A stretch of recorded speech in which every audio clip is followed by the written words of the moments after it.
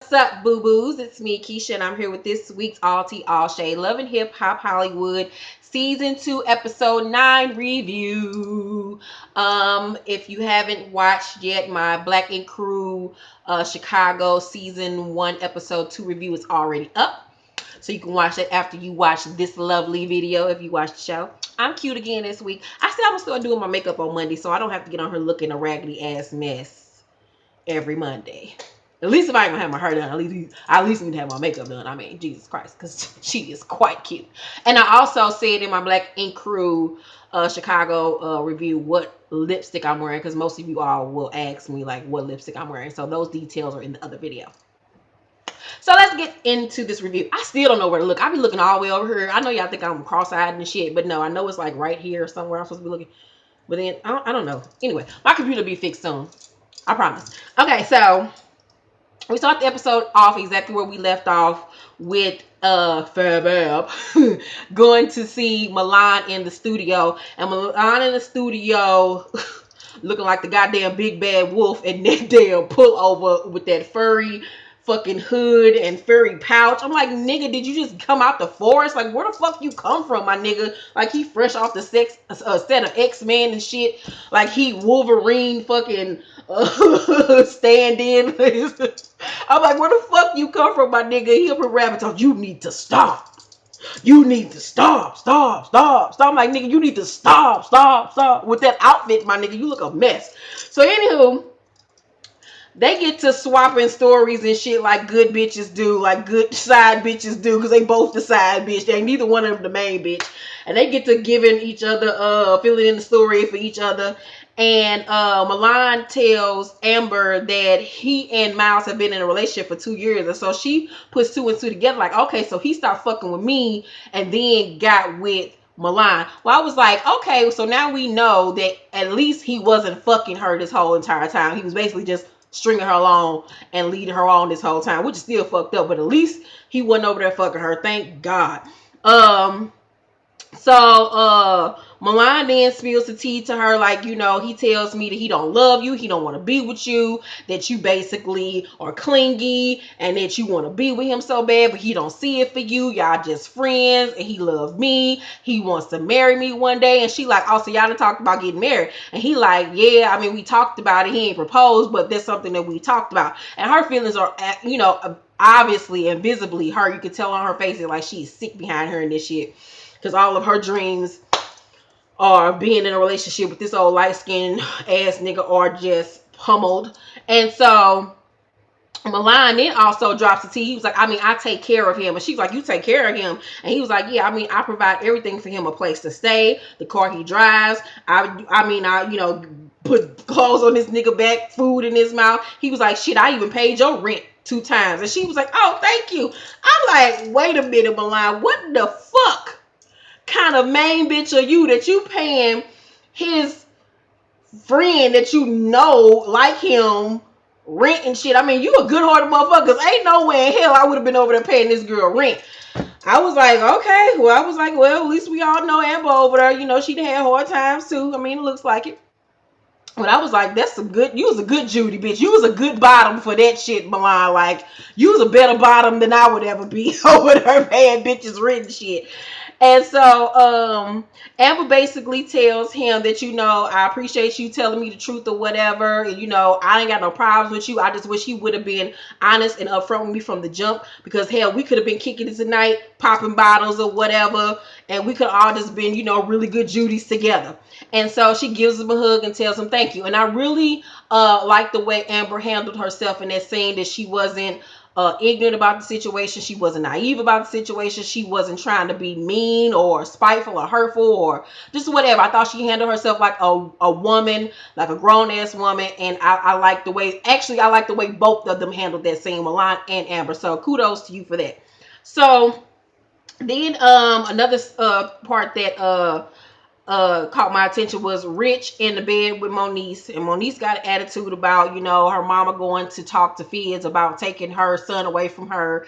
And so she tells Rich this, and Rich like, I mean, Y'all motherfuckers is fucked up. I don't even know what the fuck I done got myself into. This shit is a little bit too deep for me, a little bit too real. Like, bro, this is like an episode of Iyanla Vanzant every day I wake up. And I feel like Iyanla needs to come fix my fucking life dealing with your ass. I thought I was me moving to LA fakely to be over here fucking and sucking. I mean, god damn it, and trying to get your ass a fucking record deal. I didn't think that we was gonna actually have to deal with some real shit.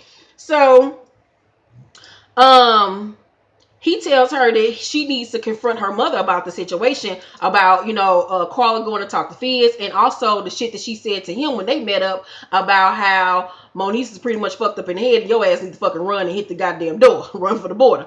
And so Moniece is like, I'm not gonna say shit to my mama because I hate that bitch. I ain't got nothing for her. We've been through this a million times. I just don't want to deal with it. So she get mad in her pajamas and shit, and get up and get mad and walk out the room screaming, I hate her. Oh my god, I hate her. And get to crying and shit. And he pull the covers back. He like, man, I'm too tired. I ain't got time for this shit. He said it's too early in the morning for this shit. Like, god damn, I'm sick of dealing with your old broken ass. Like, god damn it, you supposed to be a good time, bitch. And you is giving me goddamn drama. And so he going to hug her, and she crying all in his chest. And I'm like, bruh, she too heavy for me. Like, she needs therapy before she get to talk about being in a relationship with anybody. So then we see Willie and his family, his wife, Pierce Face. I have not taken out the time to learn her name. Pierce Face and the kids, they go on a little play date or whatever, take the kids playing. And all I concentrate on is Willie's top. I hated it. I'm so sick of these niggas wearing shirt dresses and shit. Dresses, shirts all the way down their knees and shit, like they got on fucking nightgowns. I'm so sick of that shit. That shit is not right. It's not cool. I need for that fashion trend to die. And Willie look like he on every shirt dress that was ever fucking made. Like, bruh, no. And she walking beside this nigga with a long ass shirt on that look like she can wear as a shirt dress her goddamn self. He look like he wearing her clothes and she walking next to this nigga. Ain't no way in hell. So they take the kids to play or whatever, and they talk about their little situation or whatever, and he lies and tell her that he got the deal, that he got out of his record deal. And she's all excited and she's happy, and I'm like, why did this nigga lie? Like, you just fucked up. And so I was just like, I want them to stop trying to pretend like y'all actually moved to LA for him to get a record deal, and that y'all got this house and y'all got all these expenses. Nigga, you ain't paying shit while you in fucking LA. Mona Scott rented that fucking apartment, that townhome for y'all during the duration of you all filming. And when filming wraps, your ass is moving right back to Chicago in y'all real goddamn house, and y'all come back to LA or wherever the fuck y'all gonna film the damn reunion. Y'all ain't paying for shit while y'all out there. This whole storyline is a bunch of malarkey. You probably are looking for a real record deal, but as far as y'all investing all this money into moving out there, boy, bye. So next thing we see is Carla coming to talk to Moniece about this whole situation. And so she come in the house, and all I could look at it and pay attention to is her old crispity, crunchity, extra dry ass hair. I'm like, girl, if you gonna get that damn quick weave sew in, whatever the fuck you got, you gonna be on national television, I need for you to get your hair flat ironed. Like, get you a good chi iron, my nigga, and get some heat on that shit. Put some oil up in there. Get them edges together. You can't be over here acting like the Wicked Witch of the West, acting like Cruella de Vil, and they got your hair together. Girl, get your life. At least put on a scarf like me. Get that face beat. Do something with yourself, mama. So, but Monique's face was beat as fuck in that scene. So, Monique confronts her about what she said to Rich. She's like, did you tell Rich that basically he needs to run? She's like, I can see myself saying that. It's like, what kind of fucking mama are you? Like, that bitch is the devil. And so Monique's like, okay, at least we got that out, out in the open. Okay, I don't really got to say to you after that. So they going back and forth, and she's like, okay, so did you say what you said to what Fizz told me about, you want to take my, that Fizz should take custody of my son, and I should pay him child support.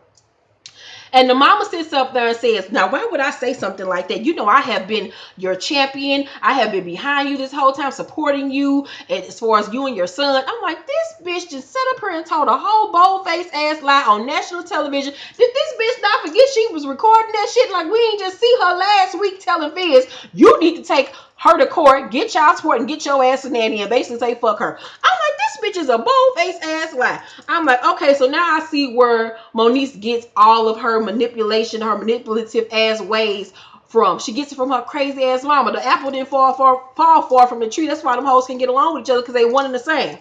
So, After watching that damn scene, all I could take away from it is that them niggas need Jesus, Blue Ivy, Northwest, goddamn it, Lil Brandy, Beyonce, and motherfucking counseling, a good therapist, because them niggas need all the help in the world. And I saw people underneath my timeline on Facebook saying, you know, I wish in that scene that Rich would have just encouraged her to be a better mother. Well, let me explain something to you all. Rich can't encourage her to be a better mother when his ass ain't a good ass father. This nigga constantly in the news about child support issues and this and that. So how you gonna encourage somebody to be something that your ass ain't?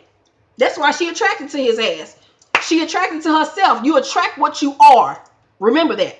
So Tiara is at the surgeon's office about to get her lipo done, and she's with Nikki Baby and Hazel, and they're talking about the whole situation, and she's, you know, talking about how she's excited about the whole situation. And as she's sitting there in that chair, and I'm just looking at her, I'm like, did she not take into consideration that she getting this lipo done on her stomach to get the fat removed from her stomach? But girl, you gonna have a flat stomach with them big ass arms still, that double chin, looking like me by the chin. You gonna still have back fat. You gonna still have, you know, thigh fat. You still gonna be fat everywhere except for your stomach. So you getting lipo in your stomach, what the fuck is that gonna do? I mean, you need to be getting your whole body lipo. She didn't even try to exercise before the shit to drop some weight. I just feel like that was a waste of her time, or a waste of one of her checks that she obviously needs. Because when we got to see her apartment later on in the episode, she clearly needs to been putting that money towards some furniture, because there wasn't shit up in that motherfucker.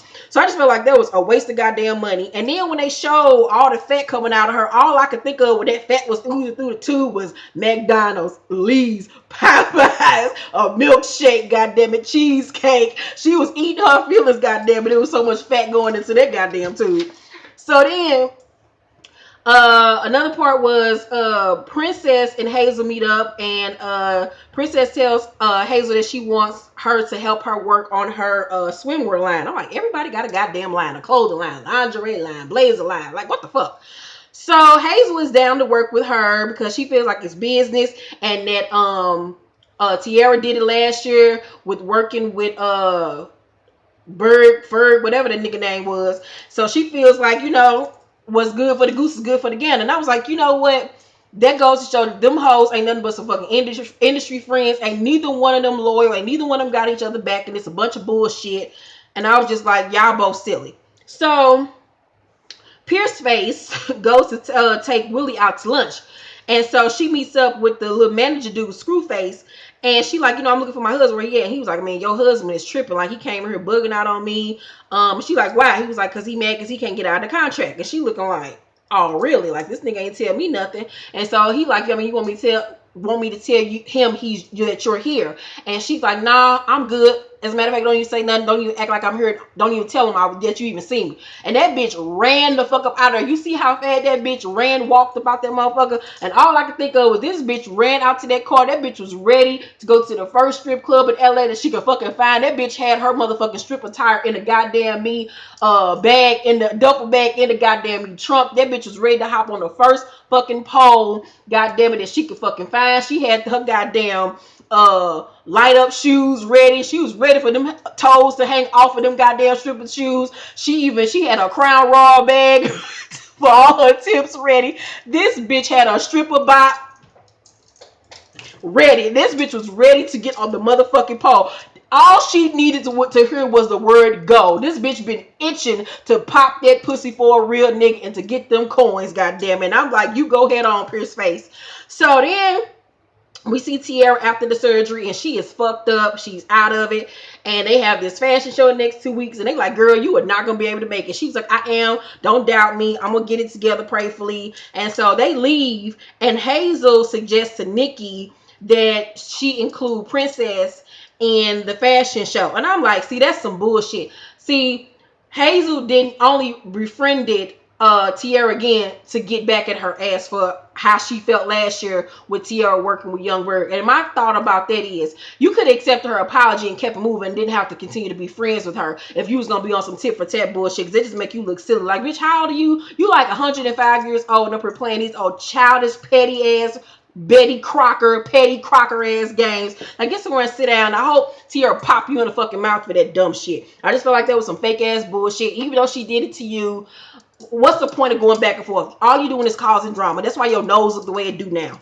So after that, Willie comes home and to tell Shonda that he got out a deal, and of course he can't find Shonda because Shonda is at Magic City or King of Diamonds, goddamn it, somewhere, and she is ready to swing around on some swing around fun town type bullshit. She is red tea, baby. And so the last scene was Amber met up with Miles to talk over everything, and she says to him that she has more questions that need to be answered because she ain't got everything that she needed out of what he's told her. And I'm like, girl, what more do you want this nigga to tell you? He told you that he gay. He told you that he been seeing Milan. I mean, what the fuck more you want this nigga to tell you? How they fuck, when they fuck, where they fuck, who's the top, who's the bottom? Like, what the fuck else you want to know? Who come first? How was his sex face? Like, what the fuck? Like, you just being a glutton for punishment at this point, and you're hurting yourself. Like, I wouldn't want to know shit after that. Either you gonna forgive him and keep it moving, or you gonna forgive him and try to repair your friendship at this point. Other than that, stop asking this man all these fucking questions. So, as they're going back and forth, Miles says some dumb shit, telling some, have I ever done anything to ever intentionally hurt you? And she like, nigga, did you just hear the dumb shit that just came out your goddamn mouth? You lied to me for 2 years about you fucking loving me and wanting to be in a relationship with me was intentionally fucking hurting me when you know your ass is over there fucking this nigga the whole goddamn time. Like, get the fuck out of here. So I give tonight's episode a C minus. It was cool for what it was. Maybe a D. It was alright. It kept my attention good enough for what it was. So yeah. If you want to follow me on any of my social media sites, my info is down below in the description box. I will see you all Wednesday for my Empire review this week. And I love you so much. Thank you all for watching. To my new subscribers, hey, how are you? I love you. Thank you for subscribing. Welcome to my fuckery channel. Anything that I say on here is strictly for fun, not to be taken seriously. Yeah. What else? Please like, subscribe, and comment, and share with all of your family and friends, please, so my channel can blow the fuck up. Yeah. So that's it. I'm cute and I'm beat. Get into the look. Lips on fleek. I hate when that inner lip part get to showing. Ugh. But anywho, I'm cute. You see how I did that little further indentation on the inside of my eye to elongate my inner eye? Yes, giving you feline realness. Okay, that's enough of that. I'm ready to take this shit off and get me something to eat. I love you all. Have a great tonight.